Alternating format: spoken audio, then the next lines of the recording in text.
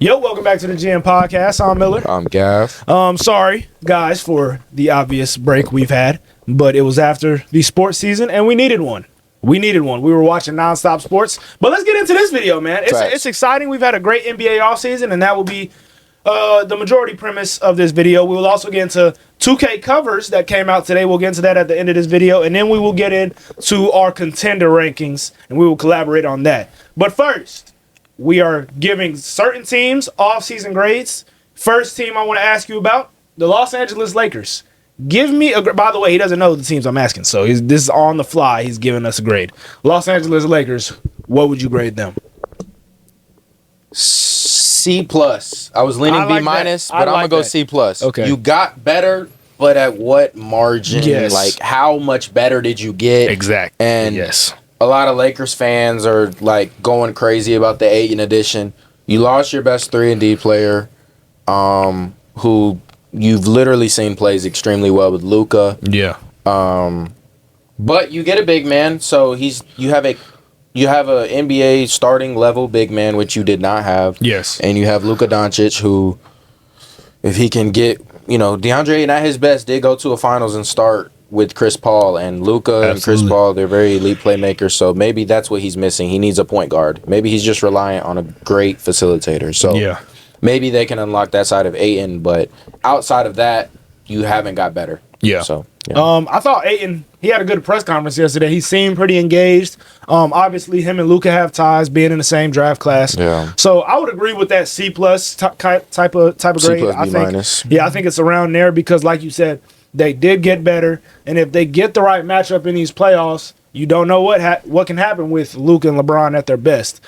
Problem is, they probably won't be at their best in every series in the playoffs if they were to make it that far. And like you said, at what margin did they really get better?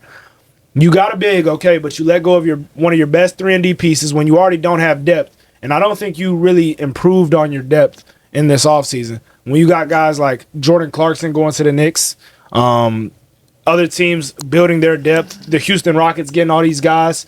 I didn't think there was an excuse for their new ownership group to just keep, and their ownership group even stated, we're building for 2027 at this point. We're trying to save cap space for 2027.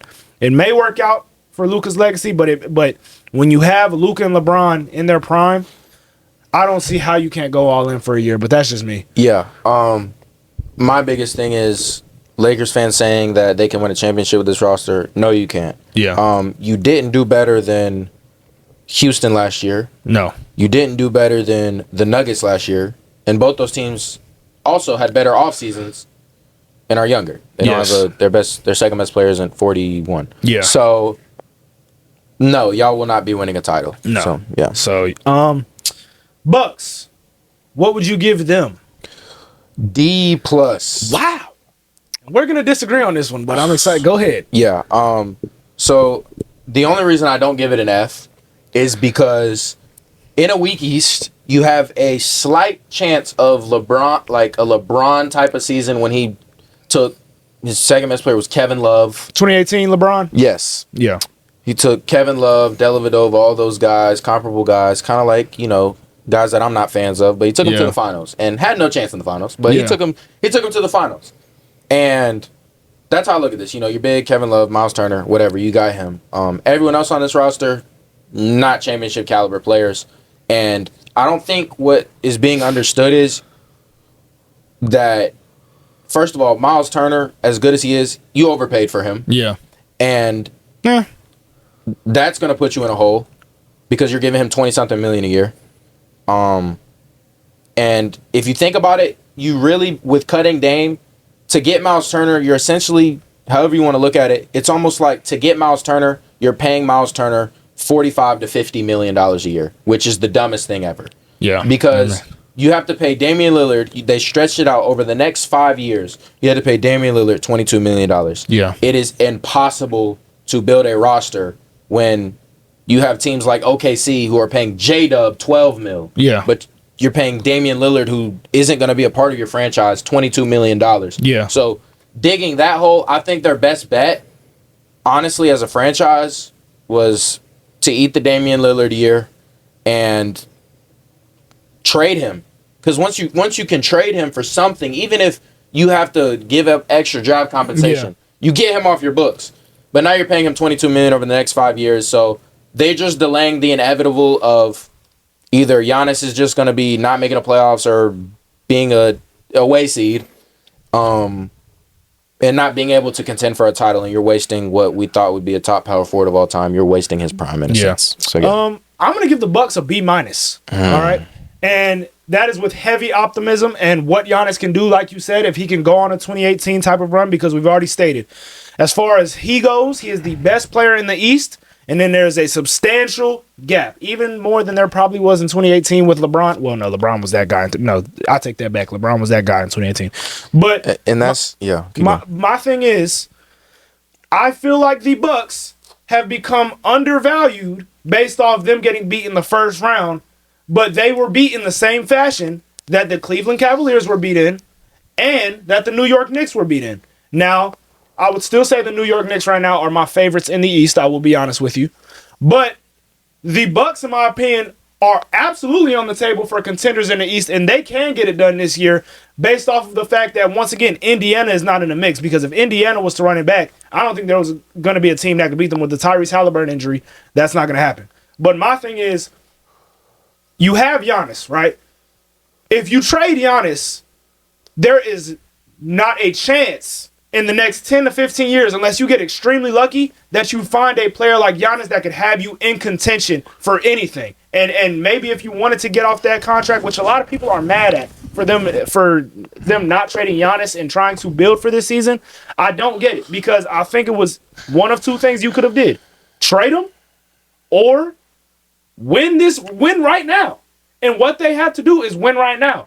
And when you pick up a guy like Miles Turner, your front court is set, right? You re-sign guys like Kyle Kuzma, Bobby Portis. You re-sign Gary Trent Jr. on pretty low deals. That's a pretty good offseason to me. The worst part of the Bucks offseason was keeping Doc Rivers as their head coach. But other than that, I think they were pretty successful. And I don't look at them as a team that's far back from getting to a finals. Because with the superpower that is Giannis, you cannot tell me that the Bucks can't beat a team like the Orlando Magic.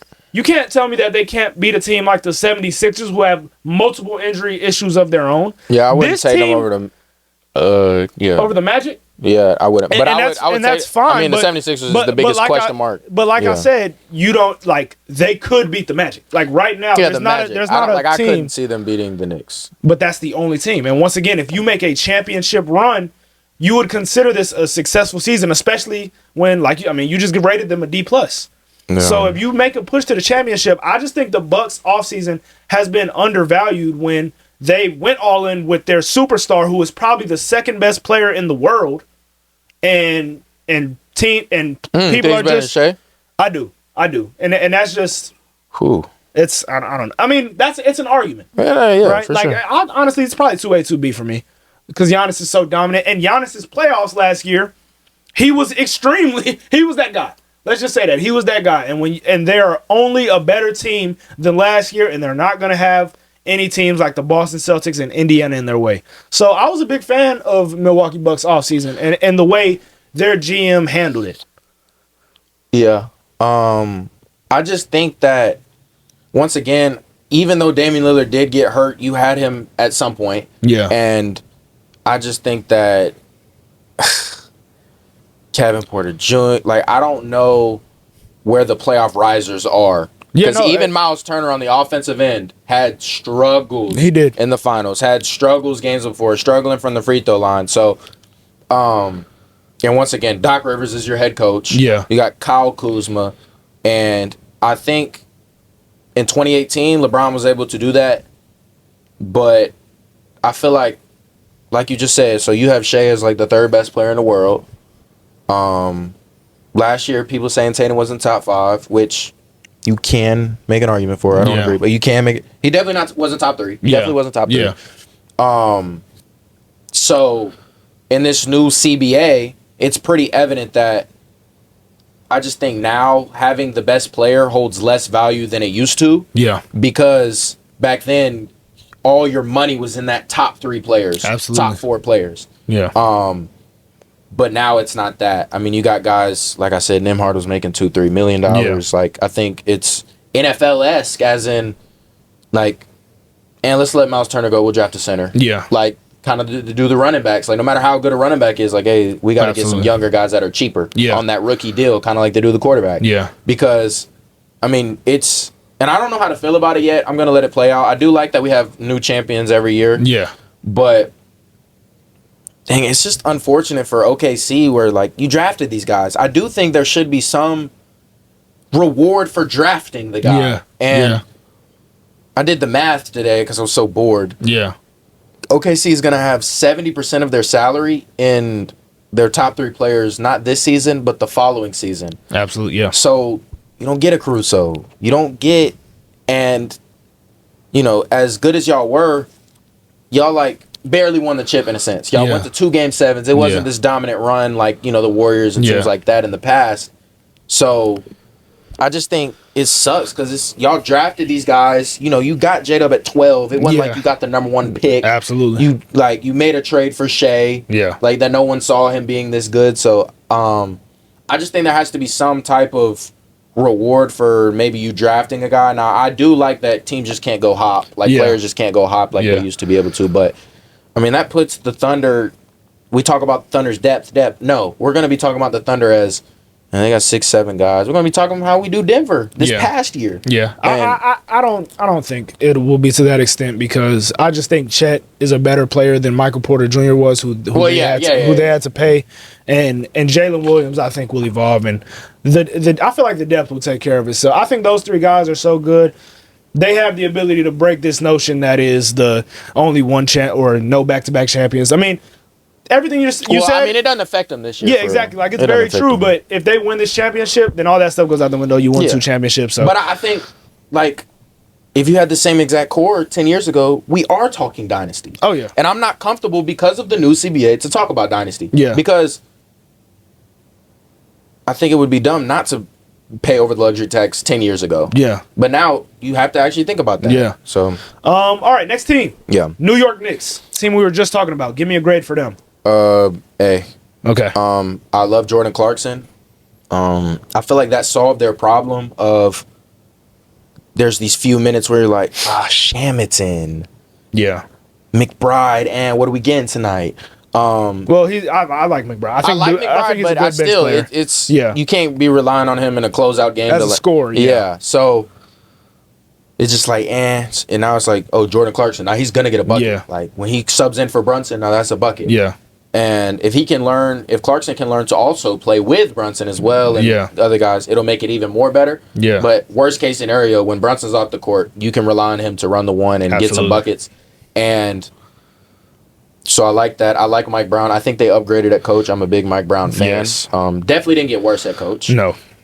And, you know, he kind of, with Fox, didn't just let Fox do everything. Yeah. He spread it out. That's Keegan Murray's best year. Yeah. That was the Kings. Isn't that the year they had the highest offensive rating? But they also went to the second round and they took the Warriors to 7 games until Curry that was first round. But yeah. It was? Yeah. Okay. But still, Curry had 50-something in game 7. Like that was an elite Kings team. And I think if they didn't break that group up, they had a good future going for themselves. Absolutely.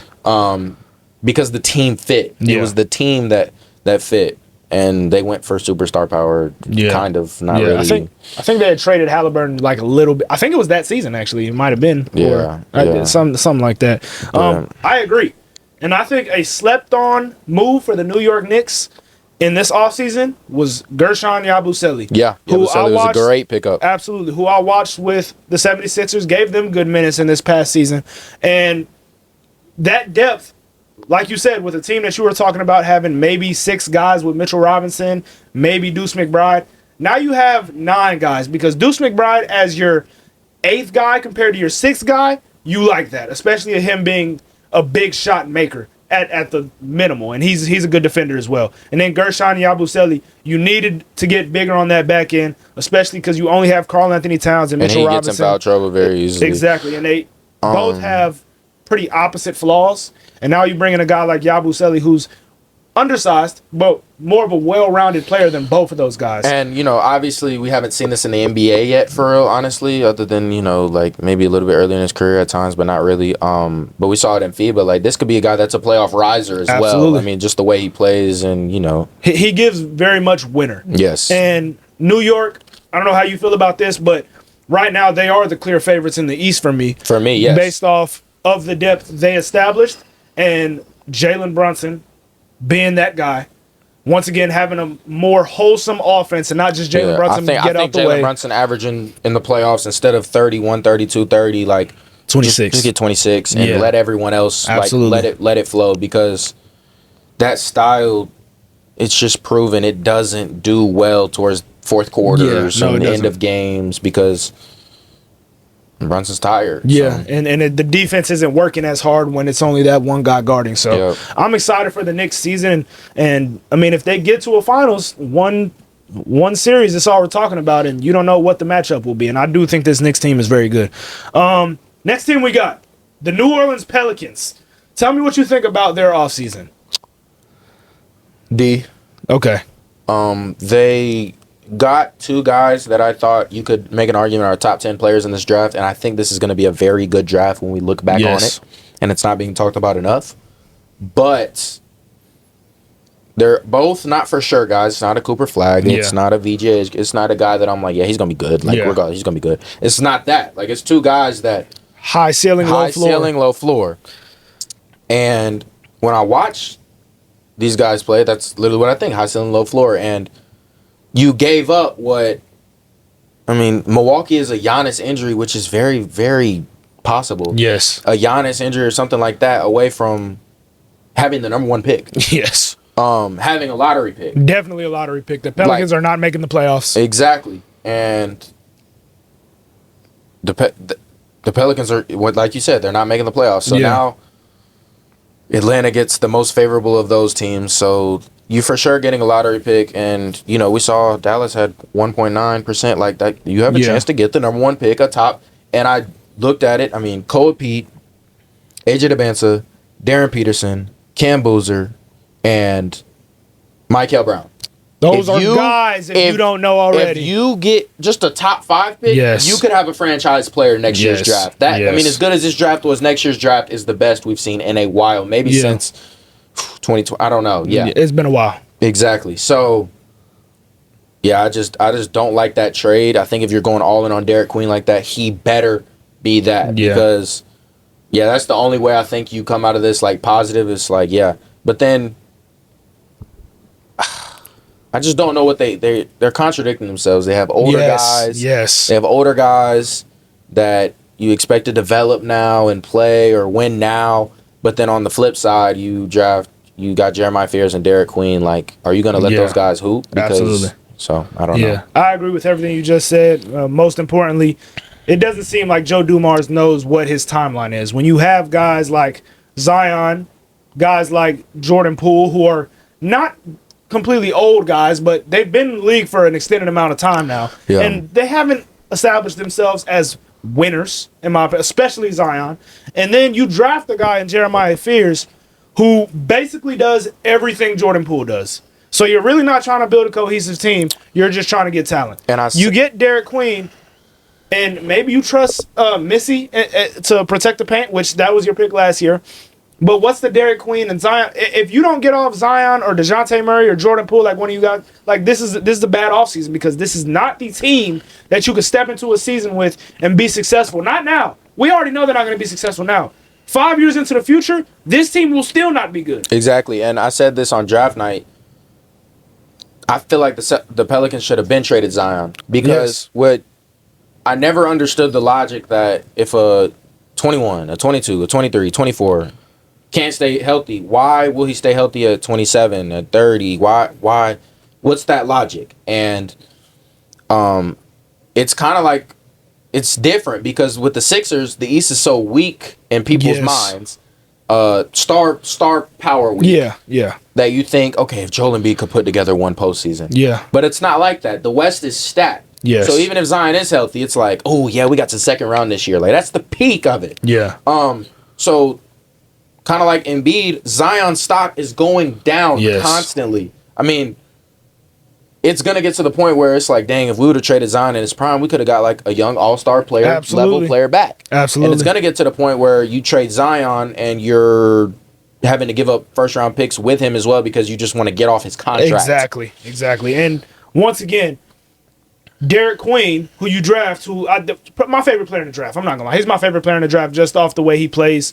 How do you expect him to play on the court with Zion Williamson, who you are obviously so keen on keeping?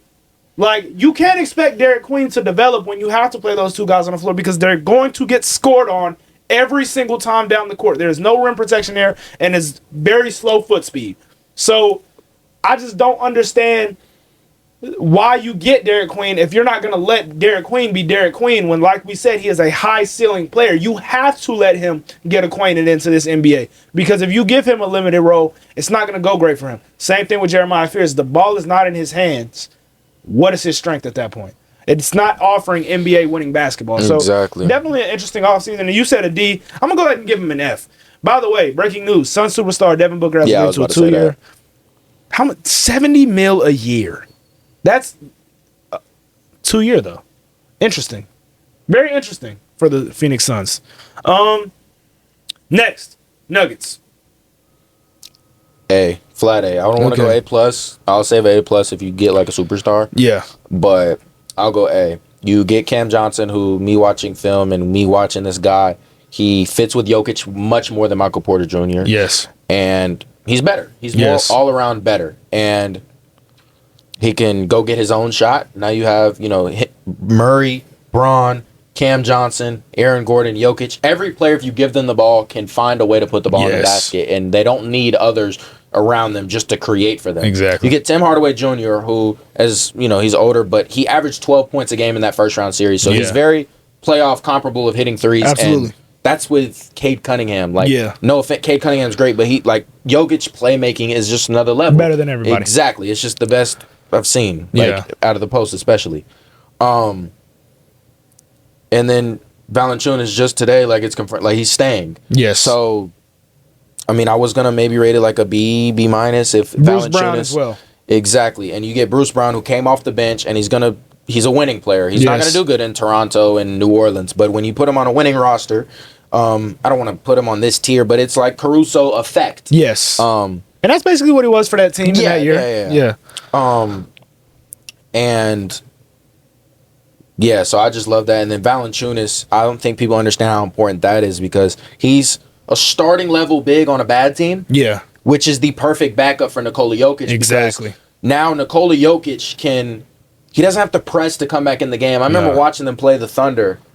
And this is where they honestly, Game 7 actually. And not Game 7, but also Game 5. They were up 10 in the fourth quarter, actually 12. I do remember that. And Jokic comes off the floor, and it's like it's been 1 minute. It's already like a 3-point game. Yeah. And it's like, dang, do we put him back in? Do we put him back in? And if he could have just got 4 minutes of rest, Jokic would have been so much better. He could have closed the game, and they could have won that game.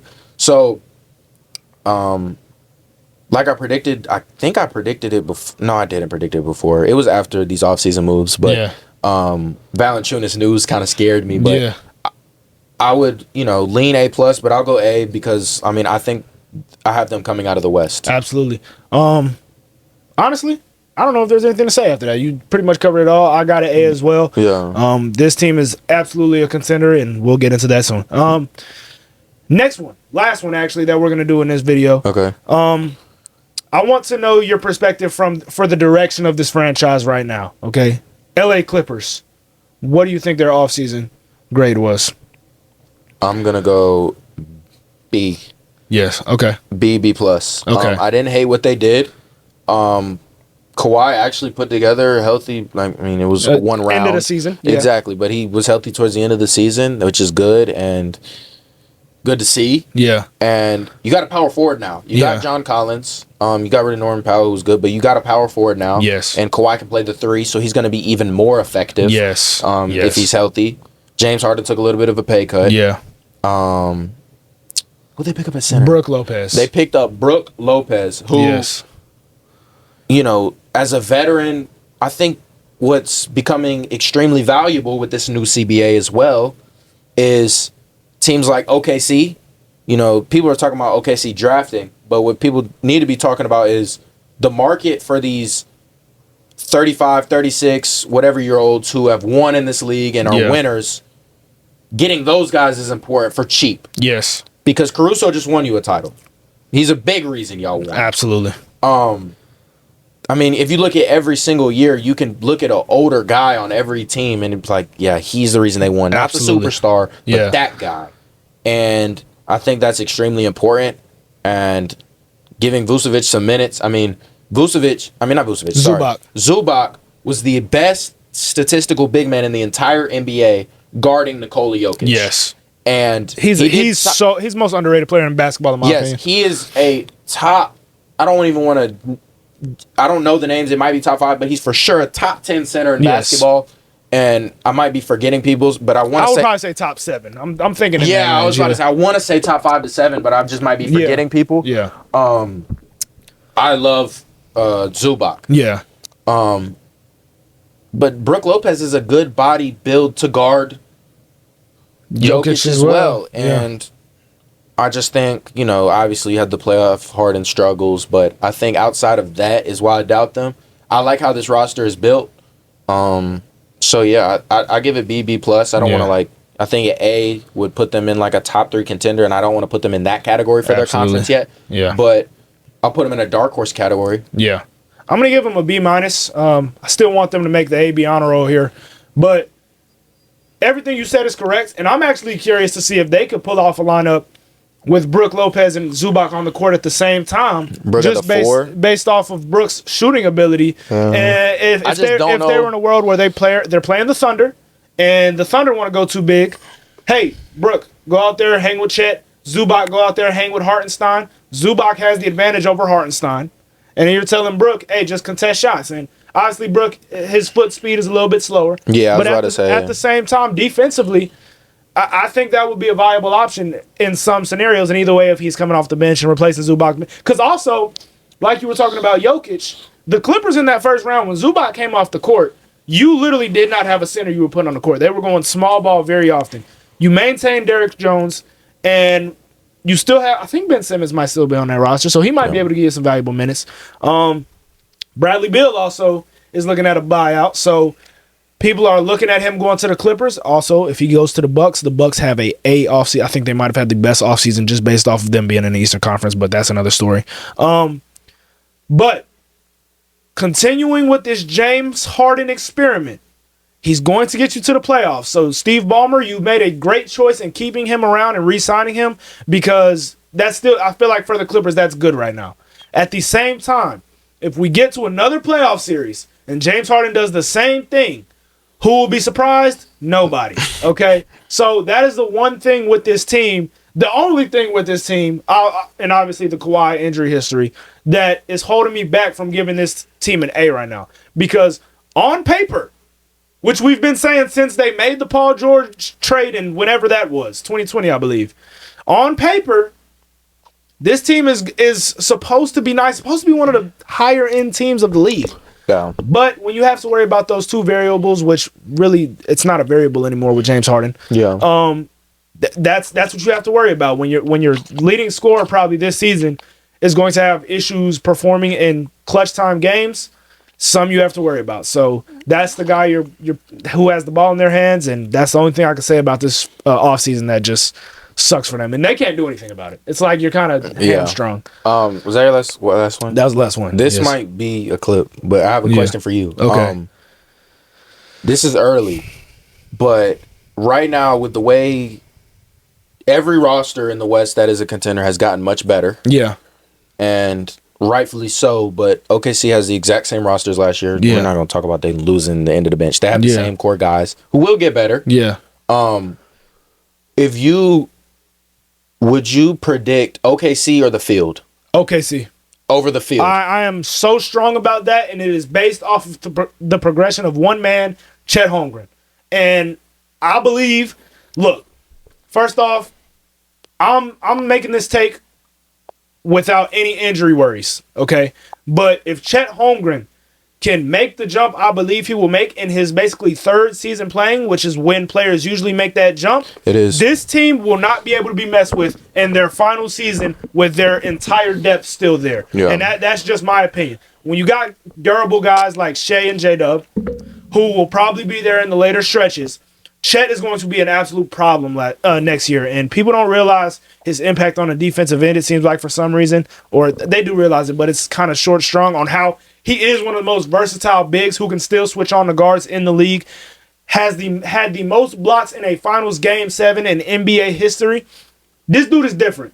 And if he develops any sort of offensive game, which I strongly believe he will, he's been a winner since high school. Okay, that's the key right here. We've seen him since high school. He has been a winner since high school. And I think he will make that jump. And that's a good question, though, because Houston and Nuggets combined, what do you think?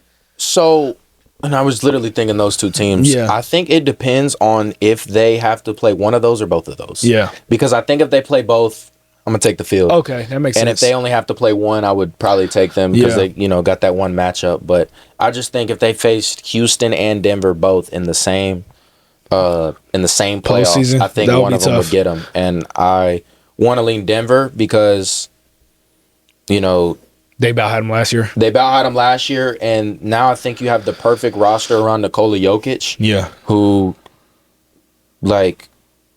another thing that's not talked about is who knows, Julian Strouder might actually get better. Oh, he might. I didn't even think about that. He actually might develop. Yeah. Be that Jordan Poole type of, coming off the bench and hitting a bunch of threes. Because when you talk about guys like Jordan Poole, not Jordan Poole, sorry, Julian Strouder, Tim Hardaway Jr., guys like that, when it comes playoff time, you need them to be consistent and have one game. Yeah. Like Julian Strouder, you had that one game that won them. Yeah. Tim Hardaway, come in and have that one game. Because our starters, this past year, Jokic was the best player on the court. Yeah. Aaron Gordon was better than Chet in that series. Yes. And, from there, Jamal Murray is a playoff riser. Yeah, he had good games in that series exactly, as well. He had great games. So I just think that your starters, you have, when it comes to playoff Jamal Murray, you probably win 3 positions in a starting lineup, but in most series. Yeah. And you took OKC to game 7 and you get Cam Johnson, who probably I think we'll see, but I think fits better. So, and you can sit Jokic for 5 minutes if he needs to sit for 5 minutes. I think the most interesting thing is going to be, I want to see that Chet-Aaron Gordon matchup again. I want to see if Chet can make that a little bit, because Aaron Gordon, I believe, dominated him in that series. And I know Chet still had good games, but it's really the fact of how Aaron Gordon really is. He's really that good. He is that. He mastered. And not to take away from Aaron Gordon, no. But I still don't think it would be the same on a different team. Yes. But he has absolutely mastered playing with Jokic. Yes. He knows exactly what he needs to do. And I think that also is a mismatch for y'all with the way that y'all's, I would say y'all's weakness, maybe more than offense, is rebounding. Yeah. And when you have Nikola Jokic, an all-time rebounder, Aaron Gordon crashing the glass, I just think, Michael Porter Jr., you lose that rebounding because Cam Johnson's not the rebounder he is. But still, I think that is a bad matchup for y'all. Absolutely. So, I really want to see that matchup again. Right. I have more to say, and we'll probably get into even more. Right. We're about to get into our contenders. And what we're basically going to do is we're going to collaborate right here. Right. And we're going to go through 10 contenders, 1 through 10, to see who's going to win this championship. 10 is a lot. If we have to stop early, we will. All right. Just y'all catch the vibe. Okay. All right. Number 1, who do you have right now? For me? Yes. I feel like even though with my prediction we're collaborating, yes, I think it's only fair to put OKC for now. They deserve the number 1 spot. And once again, I just think every player is going to make more progression. We had young guys other than Caruso, and I think those guys are just going to be more comfortable in this upcoming playoff stretch. So I think it would be disrespectful, like you said, to not have OKC at number 1. Number 2. Yeah, it's the Nuggets Denver. for me. Okay. Yeah, it's Denver for me. I wanted to lean another conference here, but I have to say if either of these two teams made it out, I don't see anyone in the East beating those two teams. No, I don't. Jokic would add. Wow, he would. He would have his way. Anyways, that's another. And it's Jokic, so I don't think there's a lot to discuss right there. Yeah. So first 2 done quick. Number 3, I think this is where it gets a little bit more juicy. Who do you have? I want to go New York here. I want to give a team in the East a shot. I don't want to just put, I'll go New York here. They're my favorites out the East. So, I'll go them number 3. And the reason I also have them number 3 is based off the fact that, like you said, they are my heavy favorites in the East right now. Yes. And I can see them beating everyone but Denver and OKC. Yeah. So, just the fact that it's going to be an easier road for them. Some of these teams that we're going to name after, I think, might be just as good as New York, but in a much stronger conference is going to be a little bit of a tougher road. Another thing that's not being talked about is I think New York is here to stay for a long time. Yeah. And the reason that I say that is Shea didn't do this. Jokic definitely hasn't done this. Jokic is holding out. Like, he's going to test free agency. Yeah. Think of every star hasn't done this. LeBron didn't even do it. Brunson took like 50, 60, 70 million dollars in a pay cut. Yes. The Tim Duncan route. Yes. And in a weak East, like, they're going to be able to keep guys. They're not going to hit the second apron. No. They're going to be able to keep a lot of these guys for a long time, at least the next 3, 4, 5 years. So I think I would take the over, maybe not next year, but I would say next year, but I would take the over on them eventually making a finals and having a shot. Absolutely. I agree. The 4th team, who do you have? I'm going to go back. I'm going to go back west here. I'm going to go Rockets here. I agree. All right. Okay. So we're staying with it. I think the Rockets have an opportunity to beat Denver and beat Oklahoma City. The variable that keeps them at 4 is Kevin Durant's health for me. If he goes down, you're going to be in trouble, and it's at this point, it's something that could very much happen. KD missed time last year at the end of the year, which he was pretty durable during the season, though. So I think if he can maintain a little bit of health, I think if Ime Udoka can try to limit his minutes more, then that will definitely help this team in the later stretches of the postseason. So, I agree with you, Houston. Now I think it gets really juicy. It does. Right? It really does. 5th, who do you have? And mind you, this is based off the likelihood to win a championship. Not to get to a finals, not to have a deep playoff run. The likelihood to win an NBA championship. Who is your 5th most likely team? I have to go.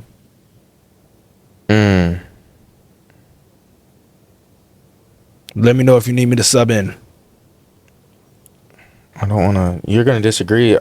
There's literally 6 teams right here I'm looking at that are kind of in that tier. Yeah, I'm going to have to go Cleveland. And I know you're going to hate that. Yo, you know what's crazy? I absolutely forgot about them on my list, and I don't regret it. But they're not even in my top 10. That's crazy. They're not even in my top 10, but go ahead. Explain to me that Cleveland pick for me. Yeah, I just think, so there's teams I have ahead of them. You kind of just you made me change my mind when you said think about winning a championship. Yes. And there's teams I think that can beat Cleveland and be better than Cleveland, but I think if I'm comparing teams in the West, and let's call it what it is, the teams in the West at the 4 and the 5 position are elite. Yes. And Atlanta isn't that. No. Orlando isn't that. They are at the 4, but but not at the 5. And I just think if we're talking about Hartenstein and Chet, I think if we're I got to give Donovan Mitchell his props. Yeah. He hoops when he's healthy in the playoffs. Like, he just does.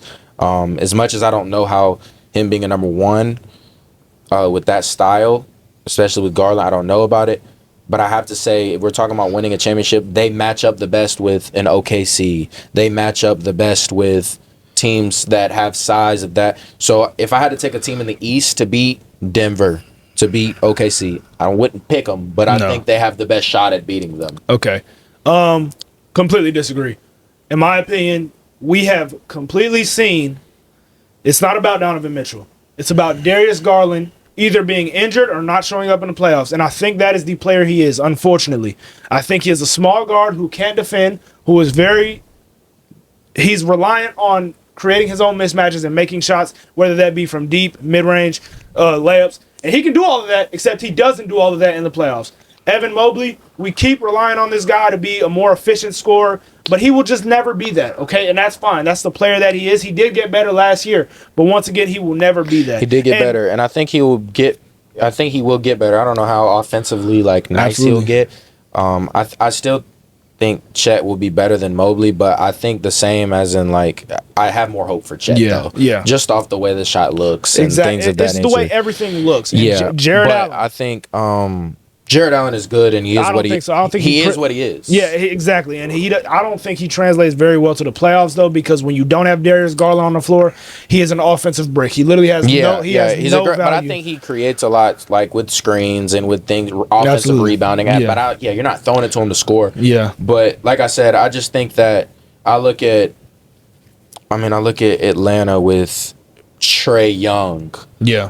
And Brunson. I mean, you got to guard Shea. Yeah. Like, and at least I can say, like, I like how it matches up on the defensive end and guarding. Like I said, I still think if Cleveland were to play Atlanta, but I think I would give the Knicks a chance, but I think, like, Atlanta, Orlando, I can't see them teams. You can't see Orlando beating Cleveland? No. I can see those teams beating Cleveland. I can't see those teams beating... I see no chance. That's my problem.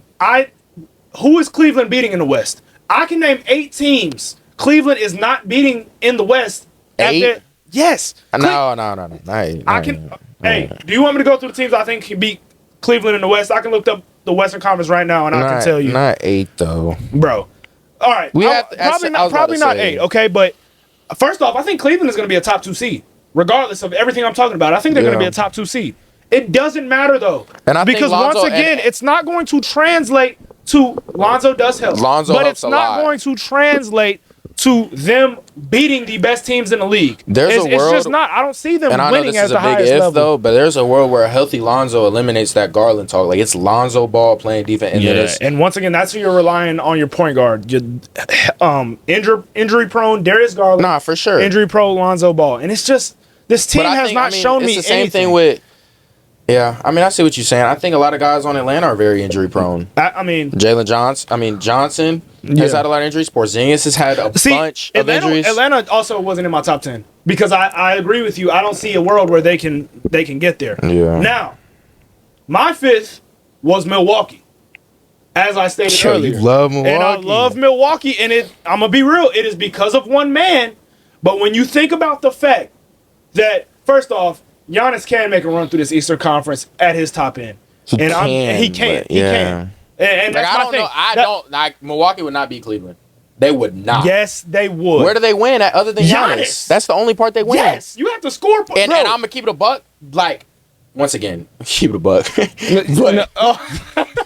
right, bro. But I'm going to be honest.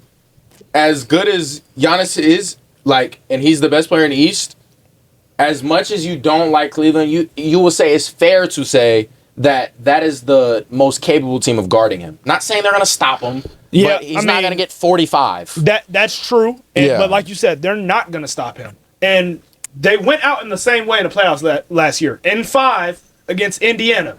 And we're talking about Giannis versus Donovan Mitchell. And then after that, Darius Garland, Evan Mobley, Jared Allen, guys like that. Darius Garland, he's better than Kevin Porter. No, but they're not. They're not good playoff players like that. We have to just admit it at a certain point. How many playoff series do we have to watch this team play to realize Darius Garland, Evan Mobley is not that? They're just not. But it's the same thing with any other guy on okay, so you would say like the guys I could trust, Giannis, Bobby Portis, and that's all it goes. Because at the same time, like I trust DeAndre Hunter more than Kuzma. I mean, I guess. I don't know. That's kind of 50-50 for me, too. I've seen Kyle Kuzma win a championship. I haven't seen... I'm going to just be real. Like that's with that's LeBron and AD, though. That's fair, but he's done it. DeAndre Hunter he's been a good player. But we know he wasn't good in the playoffs last year, was he? I mean, no, I'm saying neither was Kuzma. Like, neither was Kevin Porter Jr. That's fine, but Giannis, I think it's that much of a gap. And once again, I'm not saying that the Bucks are a better team than Cleveland. I do think they will beat Cleveland. Think they are. But I'm saying that if there's a chance to win a championship, I'm going with Giannis over the Cleveland Cavaliers. Like that's simple math to me. It's simple, and I don't see the depth that you're going to start Max Strus. You're going to have DeAndre Hunter. You're going to have Sam Merrill, the same weak ass forwards you had last year, and you get rid of Ty Jerome, who helped you in the regular season. Really didn't matter. He wasn't good in the playoffs. Yeah, either. I was about to say Lonzo's an upgrade off the fact that something. Cleveland is just not. They're a team that I have to see it to believe it. And I haven't seen anything. I saw them beat an Orlando team in 7 games, mind you. A young Orlando team in 7 games. And I saw them absolutely get mollyrocked against Indiana in 5 games. Like, I cannot see I don't think this team is I think regular season wise, they are built cohesively and they are good enough from night to night, young enough, athletic enough to take advantage of teams that don't bring it every night because they are that team. But winning a championship, it's not in their future unless they get off this core. Yeah, I had more hope for Cleveland not to win it, but I had them to I think, I'm not even gonna throw the Halliburton if he don't hit the game winner because he did that every series. Yeah. But I just think with injuries, the injuries definitely hurt them. I think if they were healthy, they could have went to 7 with Indiana. I really do think that. I mean, you had late Halliburton. I think they could have. I think they definitely could have. Indiana was just better. They were. I mean, they were better than everybody in the East, but way better. I think. I mean that doesn't change. You think Cleveland was better than New York last year? No. Okay. Well, then that's my thing. No, but it's about. I think OKC was way better than Denver, but it went 7 games, but you saw how Game 7 went. But I just think that a team. If I don't know, I just don't think. I don't think. I think. All right. I put it. I liked. If I was a fan of Indiana, I was more scared of the threat of Cleveland watching the games than I'm not gonna lie, when I was watching the Bucks series, when they won, I'm like, bro, that don't mean nothing. This is over. Off the rip. Just watching. The Bucks was low key closer than the Cleveland series. I don't think so, bro. The Bucks, if they don't have that historic breakdown, by the way, Malik Beasley situation. Let's check out Gary Trent Jr. for that game too. but I'm saying that's historic. Where you got a putback dunk on a free throw. That one was probably the least historic out of all of the 4 that happened. But still, it's a putback dunk on a missed free throw, then a missed free throw rebound, then a dribble out ISO. The least. Yeah, that's all. I don't know. The least breakdown was the New York one because New York didn't really they didn't really choke. They just I agree. Watching the game, yes, I think that I agree with you.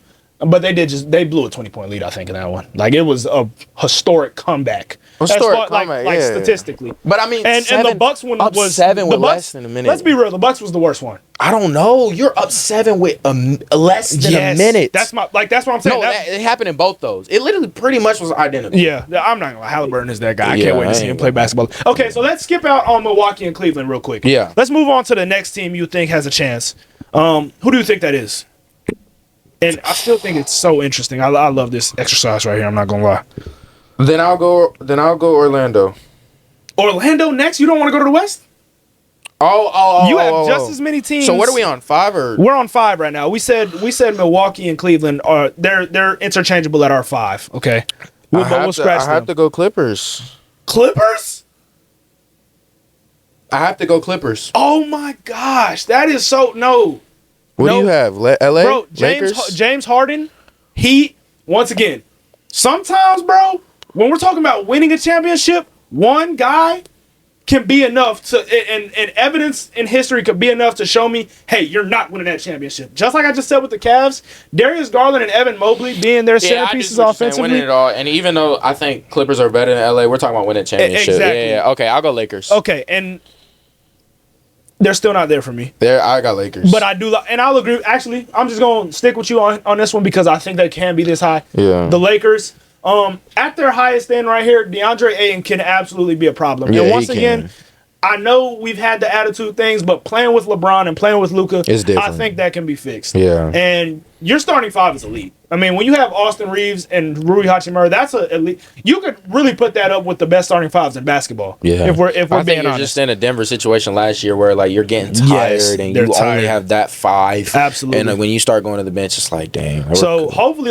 guys like Jake LaRavia can step up for them. And I think he might be able to break out a little bit, in my opinion.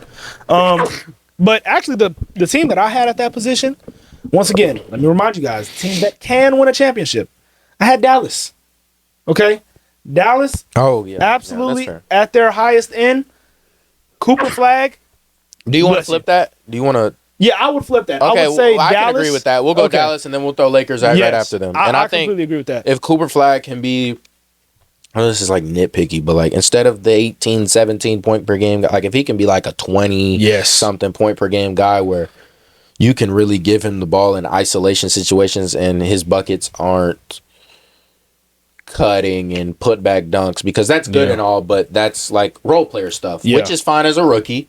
But if he can prove to be that isolation scorer, that facilitator like he was at Duke at times when he caught the ball, that changes everything for the Mavericks, because then we're not talking about him as a power forward. We're talking about him as a legit small forward. Absolutely. And that makes their defensive lineup like you're perimeter defense wise, but like you could make arguments better in OKC in like a guard the paint type of way and guard a wing. And that's a very suitable defense to guard Oklahoma City. Yes. I think Cooper Flag is about to have the best rookie season since LeBron James. And due to him being a winning basketball player. Yes. I was about to say. And him just being a winning basketball player. Because LeBron, he didn't win in his rookie season, but you knew, okay, this guy, that's him right there. That's LeBron James. I would put up with him, Wemby, them three. Yeah, he's going to be better than Wemby. I'm not even going to take that. You think? Yeah, he's going to be better than Wemby. I've already told you. This season is for him to take over, and I think he absolutely will. Now, I don't think he'll be given the keys, because I think who's their point? Who did they pick up in free agency? Who? Dallas. D'Lo. I think D'Lo is going to be able to do a lot. He's going to be serviceable for that first portion of the year. Yeah. And Yeah. For that, like, I don't think the pressure is going to be on Cooper Flag, and I think he will be in opportunities where he can just catch it off the rip with guys closing out at him and attack him that way and make these smart basketball play. And it may not be, like you said, him dropping 20. Maybe it's 18 and 8 and 5 like regular rookie seasons, but when you watch Cooper Flag, it's not going to be regular, because Cooper Flag is not a regular basketball player. Cooper Flag is coming out of college, I would say he's one of the most winning basketball players I have seen. Okay, and once again, ceiling may not be as high as some guys, in my opinion it is, but I don't know. I love this guy, and I think he's going to make he's going to come into the league like no one else ever has as far as a winner. Maybe like a winner, yes. I'm not going to say Magic Johnson. No, I'm not going to say that level. But like since 2000. But yeah, since 2000, I think he is going to have a crazy impact on winning. Yeah. I mean, I don't want to have a sidebar debate, but I think it could be a top 3 rookie season since 2000. I would still put Wemby just on the fact that, like, his defense was incredible. He was literally the defensive player of the year. Like, I don't care what Rudy Gobert got. Like, he was the defensive player of the year as a rookie. Absolutely. And to end this, we didn't go to 10. Yeah, okay. To end it off, Orlando. Yeah. Orlando will probably be in that spot for both of us. Unless you just went the Cooper Flag route. Yeah. Are you about to say the Spurs? No. Philly. So, okay, they were also on my. They made the my reason top 10, I say that is because, as good as you just said, Cooper Flag is. I don't think Cooper Flag is the way I look at this class, I don't think he's a lock for Rookie of the Year. And as high as you just had that ceiling, best ever. And now I'm talking about he might not get it, because I love what I'm seeing from a lot of guys in this class. I mean, I know Summer League hasn't officially started, but like VJ Edgecombe looked amazing. Yes, Ace Bailey. Like, I don't care what y'all are looking at stats. Like, I'm like watching what he's doing, and that boy is gonna be so good. He's gonna be really good. I'm telling you. He looks bigger than I thought he would be too. Like he just looks like. He carries himself like a star player. Absolutely. I don't know if it's a winning player either, but but he's gonna put it in the basket. Yeah, regardless. he's gonna be a bucket. Yeah. So yeah, I really like. I mean, that's 2 guys. Philly has a crazy high ceiling when you have guys like Quentin Grimes, Tyrese Maxey, VJ Edgecombe, Jared McCain. That's your backcourt. You have guys like Justin. Their ceiling is going to be determined by their forwards positions. Whether Justin Edwards steps up, Paul George, if he comes back and is even remotely Clippers Paul George. I think the impressive thing about that is, I mean, you got Cooper Flag, you got VJ Edgecombe. I mean, you got guys that, both of those guys have a chance to have, I don't want to say Magic Johnson, but let's go Tatum, rookie year. Yeah. Conference finals and making iconic plays. Not the best player on your team. But winning plays. Exactly. I like that too. And that's a great way to start your career out, because if you can do that at a young age, like Cooper Flag, if you can do that, you're looking. I mean, Cooper Flag even says like he like watches Tatum and wants like to. And I think he could be what the media wants Tatum to be. Yeah. Like everything, but also aggressive. Absolutely. Get more downhill. So I think that he can be a top player in the league. The most well-rounded player in the league from every aspect. And like I said, I think he, if you show this year, you can go to like conference finals, second round and hoop. They'll let Kyrie go like Boston did. Yeah. They'll let AD like go on, and then they'll build young through you. They'll build through him. Absolutely. So that's going to be it for that. Hope y'all enjoyed that. But one more session. 2K covers came out today. Shai Gilgeous-Alexander, I see your face already. Shai Gilgeous-Alexander will grace the cover, which well-deserved, obviously. Yeah. Angel Reese will grace the cover of, I think, the WNBA edition. Is that just what it's called? I mean, no, it's just 2K. Like, you can get her the cover. Oh, okay. And then Carmelo Anthony as a Legend edition. The Carmelo one was tough. It was. That three-point celebration gives me flashbacks. Yes. But just give me an overall review on what you saw and your biggest takeaway from the 2K covers. I'm looking on Netflix right now. I'm trying to find the. Okay, so sorry, Angel Reese is on that show. That's why. Okay. I am becoming. I watched the show with Shaq and Reebok, so I like seeing like Angel Reese's shoes on the cover. I like the Angel Reese cover. The Carmelo one is like iconic. I mean, I feel like it's hard to miss on a Legend edition if you choose the right player. Absolutely. But Chase, why do I see Luke Cornett and Al Horford twice? That is the laziest thing. Unfortunately, great take. That is so lazy. It is lazy. It is like you could have had J-Dub in the background. You could have had like honestly, you could have threw like that would be corny. I was about to say you could throw their team in the background, but like you could. There's so many things you could do. You could go that cover with Blake Griffin and I forgot who. You could go like Shai is the main guy and then like two other guys beside him. But absolutely. The fact that I can literally tell that you have Luke Cornett, like I think it was honestly, I think you could have chose Shai when he had the shoes around his neck. That oh my gosh, like there's just you could have showed a picture with him with both his trophies. Call it championship edition. I don't know. Like there was so many different ways you can go with a player who just won the MVP, the Finals MVP, Conference Finals MVP. Like he won everything in a year, All NBA first team. I don't know. Like that was just an extremely lazy way to do that. And once again, a guy who we always say has aura. And like this was like the one time he has no aura on this at all. I'm gonna be real. It really disappointed me. Really disappointed me. This is my favorite player in basketball, and these 2K covers have been at least a little creative. At least Jason Tatum's was him standing yelling and nobody in the background. Yes. Why are there Celtics players in Shai Gilgeous-Alexander's background? That's bad. Okay. Even Devin Booker. Who was on the cover of 2K23. They went to the finals in 21. On the cover of 2K23, he basically had a color-coded cover. Like, that's hard. Like, look at this. That 2K16, don't even get me started on 2K16 cover? Okay? But the only cover of recent NBA 2K history that I will put on this level is the Kyrie Irving Boston cover in 2K18. Ironically, 2K18 was also probably the worst 2K I've ever played. But... That's on par with this Shai Gilgeous-Alexander one. And it is different. Like I haven't seen it, but it's a bad different. It's not good. Okay, so we can get that out the way, man. And I think if you look at, hold on, Shai 2K covered. Wow, like I don't understand. Like they chose the same. If you look, even though it's blurred, they chose the exact same crowd. Yes, as last year's. Yes, it's bad. Like it's and. I don't know what the sales are looking like for 2K. I personally don't play. Like it makes me want to. One thing 2K has done an amazing job is make you think in the before release that it's a brand new game. I mean, this is going to be different. We're going to have you go do this, and this, and then release the same game. Every single year. Madden has perfected this as well. They had a good run from 20 to 21, and like they had a good little run. But Madden's starting to do it again. Yeah. College football, I've seen videos. College football is for sure doing the same thing. Yeah.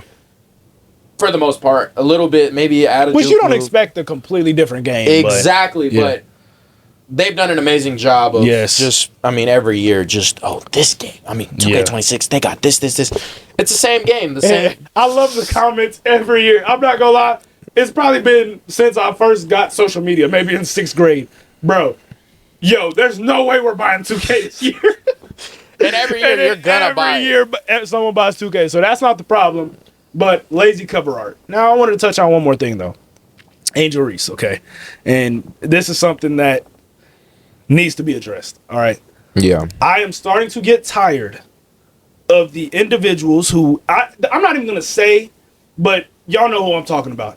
I am getting tired of the individuals who, once they see an Angel Reese post, they get, it seems like they almost get giddy to be hate. like, to just hate. Exactly. But I will say though, even though like I'm not with that, like honestly, like I weirdly became a fan of Reebok. Like, even though I probably won't wear them, like I want Reebok to like blow now in basketball. Now that I watched that TV show, like I'm not gonna lie. So like seeing Angel Reese, like I want her to. She's about to have her own signature shoe. By the way, those shoes are pretty nice in my opinion as well. Like like she's about to have her own signature shoe. Like I'm excited for see where Reebok goes, and they got a lot of young guys, Nate Ament. So they got a lot of young guys that could end up being stars in the NBA. But I just think, like, as much as I don't like it, I do think it's good on the fact that, like, nah, you got to pick a side. It's Caitlyn or Angel Reese. Oh, absolutely. Like, I love that part of it. Yes.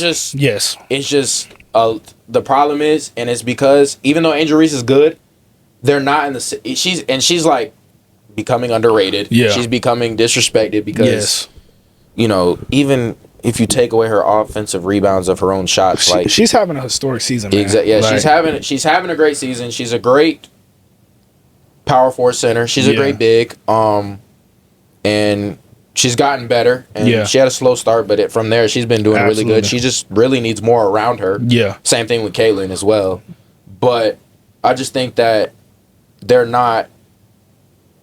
Because Caitlyn, I mean, it's going to be hard to beat someone who literally has changed the entire dynamic of the women's game. Absolutely. So, but and I think, once again, there's an iconic clip of Angel Reese saying, yes, Caitlyn Clark changed the game, but I need my respect too. Yeah. Yes, Caitlyn Clark changed the game. We know that. Changed the game more than Angel Reese. Yes, we know that. But people who talk about this rivalry, it's not about a basketball aspect. Because when people back in the day used to debate maybe LeBron and KD, that was strictly basketball.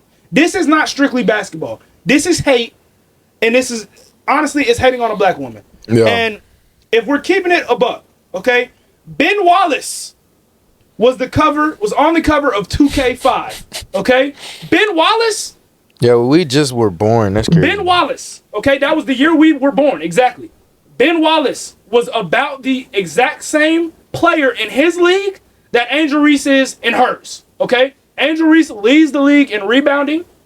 A lot of people talk about her field goal percentage. The league average field goal percentage in the WNBA is 43. Hers is 41.5. She is a big, I understand that. Once again, it's not a detrimental amount, okay? She also doesn't have very great guard play, which if you watch the WNBA, you would be able to make comments like that. Problem is you don't. You just like to hate. Okay, so it leaves a bad taste in my mouth. When an individual in her second year playing basketball, we don't judge any NBA player in their second year and automatically just lay it down on them like that. But I had to watch multiple years of Rudy Gobert being an all-star. I had to see that. And now when Angel Reese does it, it's clowning the entire time. So that's what I want to say about that. And it's really not that big of a deal. Once again, Ben Wallace graced the cover of 2K at one point in time. And he was a great player, but a great player. I'm not trying to poop on, Ben Wallace. But like I said, that's about the same tier of player in their respective leagues. So I just have a problem with people commenting on something that they don't actually partake in. Yep. Okay? Let's just try. Bro, if you like basketball, just try to support basketball. Yeah, and I think the biggest thing is, like, it's sexist if you think about it. It is. And because, and I hate to just go that far, but, like, what do you expect Angel Reese to say? Nah, like, I'm the third best player here. No, like, any athlete, I mean, you got people saying Paul George the GOAT. Like, there's way more crazier stuff going on. Like, I just think that she's a competitor, and to be honest, we are uncomfortable because we haven't seen the women's game strive like this ever, and it's just uncomfortable for a lot of people because that Angel Reese's exact attitude is how, like, if my daughter was an athlete, I would want that attitude on the court. Like, I'm here to compete. I'm like, I mean, no one talks about Anthony Edwards like he's like we don't. You want to see that we root for Anthony Edwards as NBA basketball fans because he brings that energy. We see someone bring it on the WNBA basketball court, and it's the worst thing that ever happened because all of it. I saw a comment today. Last in points, last in missed field goals, but most in rebounds and most in trash talk. Like. I mean, I think honestly, another good comparison, and is like it's kind of Westbrook-ish. Yeah. Oh yeah, I like that comparison. I think it's a little personality-wise, yes. Yeah, like, and the hate towards like, it's like, yes, I will say, like, she's not like this, all like whatever, but. She's like, it gets to a point where they just make her out to seem trash. She's not trash. Like, she's a good, like Westbrook. Once again, people was making him out to be like literally trash. It's like, whoa, like he's still nice. He's just not winning of like Curry. And, you know what I'm saying? But the thing about Westbrook, and it might be the same with Angel Reese. We don't know yet. Maybe she does turn out to be not as much having an impact on winning, just like Russell Westbrook. Yeah. But one thing you cannot say about Russell Westbrook is that he did not have an impact on a younger generation about how hard he played, the energy he brought to every single basketball court. There are maybe at least 5 players you would say in this past 15 years that were easily better than him as a winning basketball player, maybe 10. Maybe, I don't know what the number is. But there's not a lot of players more than Russell Westbrook because he lets you know that he was on the court at all times. And Russell Westbrook's impact and a fan base can get behind him. Exactly. OKC, if we're being honest, as an OKC fan, I still love Russell Westbrook more than even Shea. Yeah. Because of what Russell Westbrook did for the city. And Shea, obviously, he's going to elevate. He's going to keep elevating. But, bro, it's just, let's start cherishing the fact that we get to see this in the WNBA. Yeah, like, we don't even, Like, we don't. Bro, I'm just glad we're talking about it. I mean, and the thing about it was, too, people wanted to see Caitlin Clark on the cover. Why isn't Caitlin Clark on the cover? She's better than Angel Reese because, we've been saying that over and over and over when it matters. First off, like you said, it's important to have that little rivalry. Yeah. But what about Nafisha Collier? No one brought up her name when talking about the 2K cover, who's an MVP candidate leading her team. She's number 1 in her conference right now. I think number 1 in the league, 17-2 record. Yeah. I think she might be the scoring leader in the league. I think she averages 24 points in. Come on, bro. I mean, we got to be consistent. I heard nothing about Fee the entire process of this cover. Well, I think that's what the WNBA needs. I think the next step for them is not, I hate to say it, just talking about those 2 players. Exactly. They need, like, and I'm not saying you need, like, the NBA where we're talking about 20, 30, 40 guys. Like, if you could get 8 guys that you talk about, maybe not on a Caitlin Clark level, but, like, on an Angel Reese level. Yeah. You can get 8 players you could talk about an Angel, and I don't know why we don't talk enough about Paige. I mean, Paige's numbers are comparable to as a rookie. Yes, her numbers are comparable to Caitlin Clark's. They're a little worse, but still. Yes, there are some elite players in this league that we don't talk about, and we nitpick those 2. Yeah, keep the rivalry alive and keep the hate out of it. Yeah, I think injuries in college is what hurt Paige because if she would have done that all 4 years, we would be way more tuned into her rookie season right now. Very true. That's it. I think that went on pretty long. We had a lot to get off our chest since we ain't been here in a while. Facts. But thank you guys for tuning in. Like, comment, subscribe, man. We about to blow up in this thing. Facts. Like, comment, subscribe. Peace out.